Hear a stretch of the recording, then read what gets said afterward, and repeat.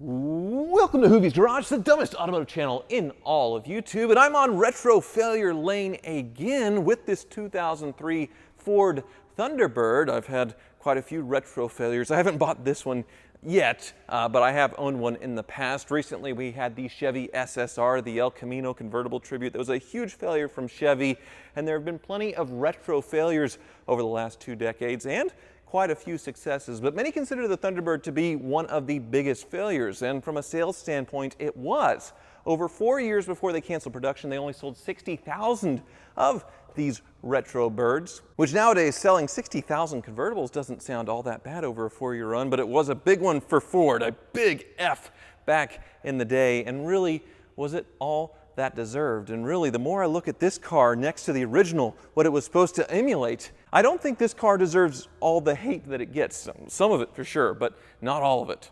Now, it has been a very long time since I experienced one of these. It was over 10 years ago, back when I was a car dealer, and I actually bought one for inventory, and it was the only time I about got into a fist fight with a customer. I actually had to call the police on him because he pulled up with his family, looked at it, I think it was $13,000, it had 119,000 miles, and he asked, "Why do you guys want so much money for it?" "Because it has so many miles." And I told him, well, actually it's the cheapest one within 500 miles. There's one down the street with half the miles for $10,000 more.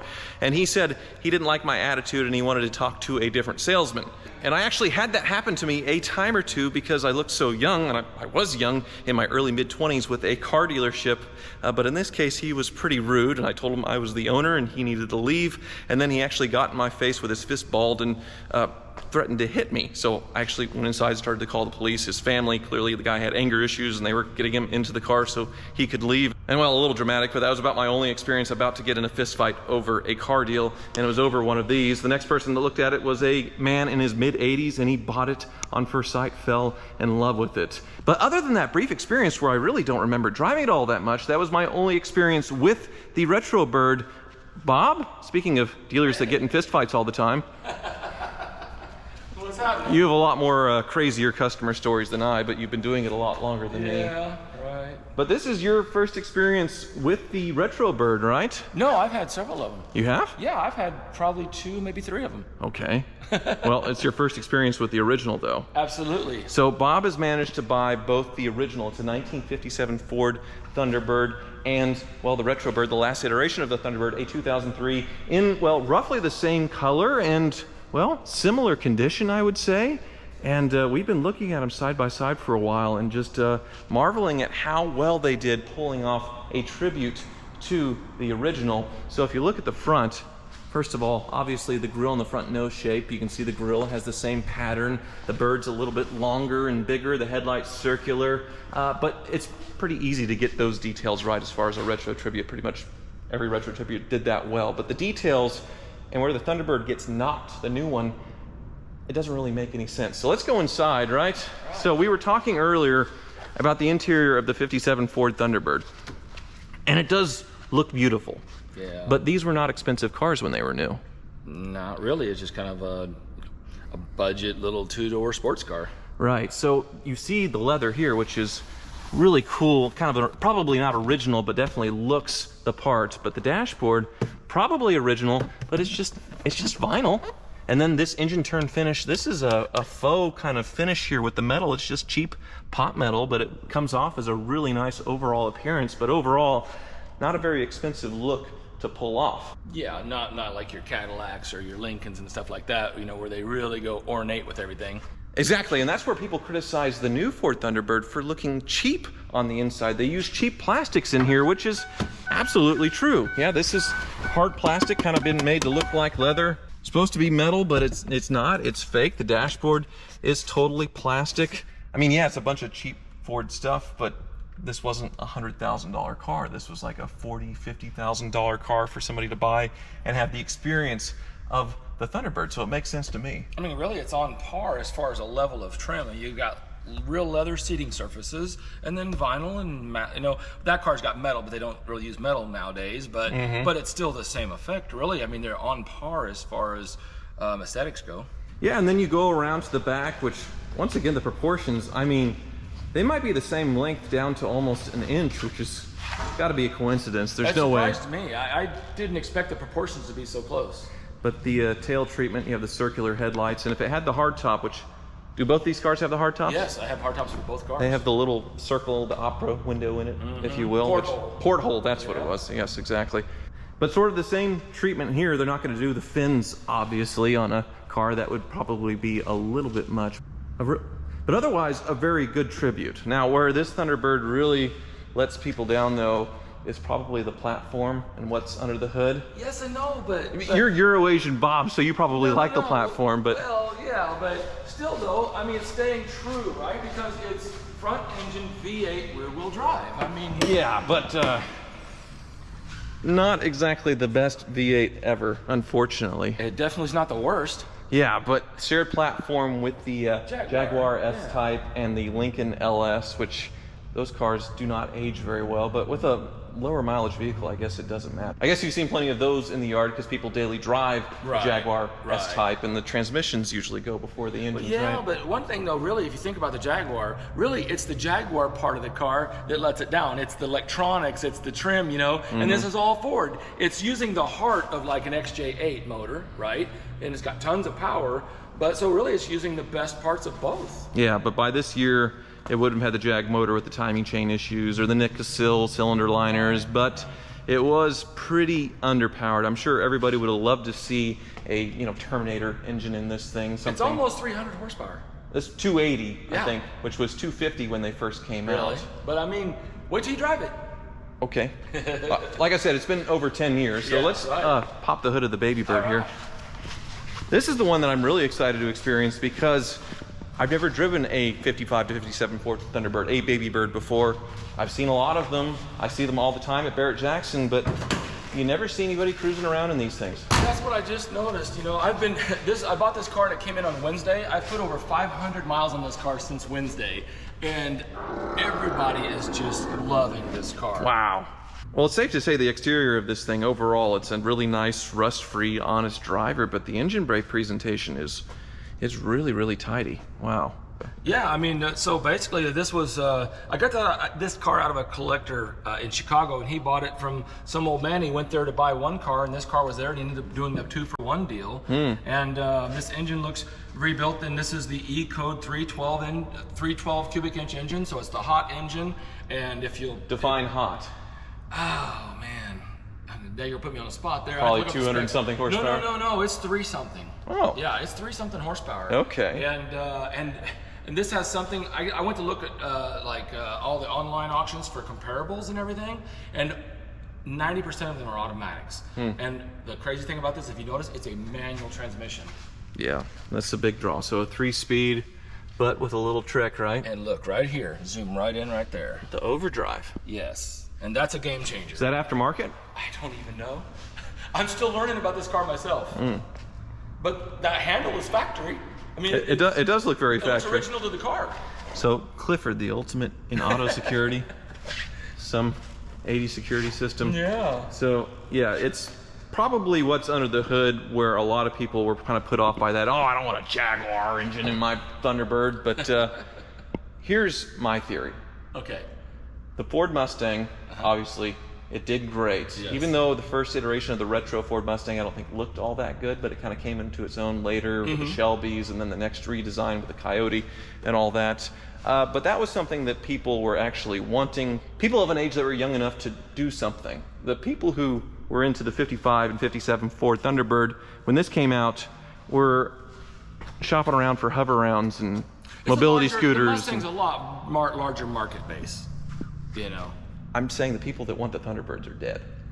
Okay, well, at the time it came out, they weren't. They were on their way out. They marketed it to the buyer who had the money. The last little bit before they went into senility or immobility or whatever, this was the last hurrah. So they had a few years of that, but then and that's the people that bought them. Once the 80-year-olds that could still drive bought them, I mean, that was it. Yeah. Right. There's nowhere to go after this either. I mean, it's a one and done thing. Yep. But because when you do a retro on something, you can't really evolve it. It's a retro. No, unless you just keep it going for over a decade, which like the Beetle. Well, and a lot of people said the Thunderbird should have had a back seat since it's so big, but I guess the later Thunderbirds did, the Square Birds and all that stuff. But those are never popular in their right. because of that. I mean, it totally makes sense that they would do this. Like I said, I haven't driven one in over 10 years, and I've never driven one of these. So I'm curious if the experience is really a letdown in either of them on why, well, you don't see these anymore. So can we? Let's do it. I'm excited. Okay. Well, there's definitely a dent in the seat from somebody that's probably no longer with us. Yeah, it's 65 years old. So here's the key. It's really simple, carbureted there. So just hit the pedal one time and turn the key. Sure enough. Yeah, flip the throttle and you'll get the generator right off. Yeah. Look, you got a tachometer, fuel gauge. Oh, you do have a little tack. Yeah. Look at that. Isn't that awesome? Okay. Check out the look of the knobs. Very cool. The taillights. Yeah. All right. All right. Very easy clutch. Yeah. Obviously power steering, right? No, manual steering. Really? Manual steering. How'd they make it that easy? I don't know. It just, you get it rolling, and you got a big diameter steering wheel, Okay, stop. Yeah, it's a little hard, but it's doable. Surprising, isn't it? Yeah. It doesn't jump out at you as, oh my gosh. And the transmission, I don't know if it's not synchronized or not, but don't rush the shifts. Wait for them to fall in. There, you're perfect. You got it. He's got it. Yeah. That's like better than a cold Ferrari, like a 348 or a Testarossa, where you have to feed it like that. They won't go at all. Well, we fit in this a little better than the Sprite. I know, right? We're not like elbow to elbow. That was another thing I was really pleased about, because this was a small car for 1957 standards, but actually it's a pretty large car, honestly. Yeah. And there's lots of room in this thing. Well, the last car we rode in together, I'll do a little plug for you. I'm bringing a trailer right now, the Buick Riviera with 2,300 miles, right? Oh, yeah. Bid early, bid often. That's going to be exciting auction. Yeah. But is this car destined for there, or are you just going to sell it outright? I think this car is probably going to be on my website with a fixed price, and then I'm going to continue to drive it and enjoy it till it sells. Okay. It's I just really like the car. Well, they're not that expensive. No, for not what they are. Not in the grand scheme of things. But what do you want? 30 something? 35,000 is what it's on my website for. Give her the beans. Hello. Yeah, right? Getting on the highway here. Man. We're already at 55. Awesome? Isn't that awesome? Wow. Did you expect that? No. I did not either. That's real healthy. Cool, isn't it? It's amazing. It's amazing. Now you understand why I've been driving it every day? Yeah. It's a lot like, it has a lot of the things that I like about my 66 Corvette, where it's just such a nice, modern feeling driver. It drives very easy. And yeah, but mine's got a big block in it and a Tremec 5-speed. I mean, this is all old school stuff. Right. And there's a kick thing down there. Yeah, watch this. You flip that with your foot, and there's a vent that actually pops open on the side of the car, and it just, massive amounts of air come right in at the floorboard. Retrobird is going to be a bit of a letdown in comparison, huh? I mean, you're going to be a car salesman with it, but still. Oh, no, you know me. I'm honest regardless. Sure you are. But, it's the best thing ever. No. Everybody needs both of them. Yeah, there you go. Thanks, Tyler. I tell you, though, I think you might be surprised on the Retrobird, but it doesn't have the class and character. I mean, it's new. I mean, nothing new, is as exciting as the original. All right, Retrobird. Oh, look, that A-pillar's chrome. Yeah. I'd forgotten that. So they were trying. Yeah, as much as they could do in the time period. In modern cars, you can't do the metal, you can't do the sharp edges, so you're working within a confine. All right, well, I like the seat better, obviously. Well, it won't even let you rev the engine in park. Yeah, it's all cars. It's all new cars. No, new cars will let you rev the engine. Let off all the way, let off all the way, and then blip it. Is that all it does? That's all it does. I wonder if it does it neutral. Nope. Nannies. Hey, what is my thing? No nannies. Right? I guess. I tell you though, you're asking me, right? I just want you be the judge. You tell me how well this drives. If you ride with me, you got to turn the nannies off. Yep. All right. Is it off? It's off. All right. Okay. It does it. It gets up and goes. It's no slouch. It is no slouch. But definitely a lazy touring car, which it's supposed to be a lazy touring car. What the Thunderbird was. Yeah. I mean, the Corvette was the sports car, and the Thunderbird was the, you know, luxury touring. And are these cars in the same league price-wise as the originals at probably about half, right? I would say so. I mean, What do you want for this one? Oh no, this car's a lot. I thought you meant like in its day okay. in the competition. No, this one's like $15,995. So yeah, It's about half price. Yeah. Yeah. And you get air conditioning, you get comfier seats. Right. You get Jaguar mechanicals. So you know, you might have said it earlier. You just need both. Set them up. Yeah, they were trying. They did everything they could within the platform they were forced to use, obviously. Entering the highway, and that was the laziest downshift ever, but now that we're in it, here we go. We're picking up speed though. We're 70 miles an hour. It's not bad. I mean, it's a comfy, lazy touring car, which there's very few options of anything made this side of the new millennium to buy, so. Yeah, it's comfortable. You got heated seats. Yeah. Power top. It reminds me a lot of the SSR, I think. Same kind of lazy V8, nice driving thing for old people. Yeah. And This is a lot more comfortable than the SSR though, as far as the suspension. It was pretty stiff and jolty, I think, a little bit. yeah. Comparatively. This is a pretty soft car. Hang on. Drove in okay. Yeah. Not that much more exciting to drive than a Taurus, I guess. Or, you know what I mean? But it does look really cool. I mean, the vibe of everything. But if you were able to like close your eyes and drive, it doesn't feel that special. You know? But what new car does? I mean, I can see why it failed because this only appealed to old people. But also, if you look at the early mid-2000s, there were actually quite a few cars like that. I'm thinking the Chrysler Sebring.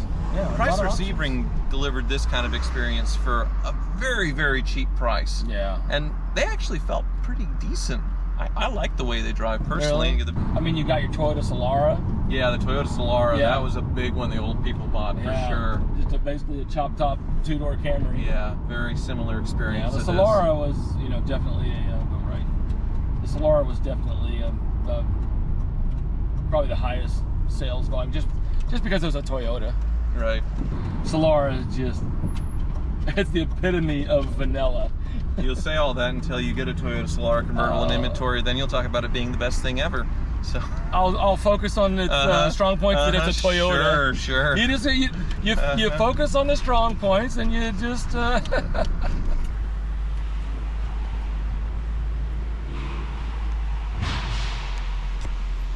Well, obviously, the original. Any day of the week. Yeah. All day, every day. No question about it. But for a $15,000 cruise around convertible that's cool, I guess. I mean, think about this. So you got a lake house or whatever, just a toy, weekend toy. You know, it's 70 degrees in the fall and you want to go to dinner. I mean, you know, this thing is going to start, it's going to drive. You can put your AC on, you can put your heated seats on. I mean, it's just going to give you a really nice, it's going to give you a nice open top experience. Sounds kind of boring to me, but a pretty good sales pitch. Anyway, thank you for watching. Welcome to Hoovie's Garage, the dumbest automotive channel in all of YouTube. I can't say YouTube. Damn it. I can do it.